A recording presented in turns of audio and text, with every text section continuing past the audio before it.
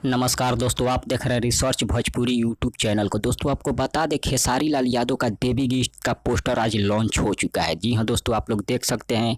गाने का बोल है धर्म पत्नी हो। जी हां दोस्तों, धर्म पत्नी हो गाने का बोल है। इसे लिखे हैं आशुतोष तिवारी जी और छोटू राउत म्यूजिक दिए हैं, जिसे गाए हैं खेसारी लाल यादव और आंतरा सिंह प्रियंका ने, जो कि बहुत ही ज़बरदस्त गाना होने वाला है।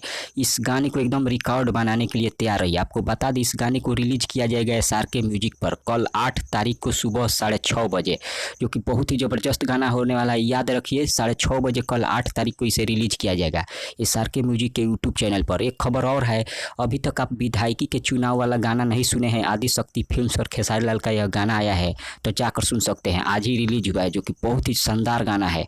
अभी तक नहीं सुने हैं तो जाकर सुन सकते हैं आदिशक्ति फिल्म्स पर। आप जितने भी खेसारी लाल के फैन हैं, इस वीडियो को ज़्यादा से ज़्यादा शेयर करें, ताकि हर खेसारी फैन के पास यह न्यूज़ जा सके। तब तक बने रहिए हमारे साथ। मिलते हैं अगले खबर में, अगले वीडियो के साथ। धन्यवाद।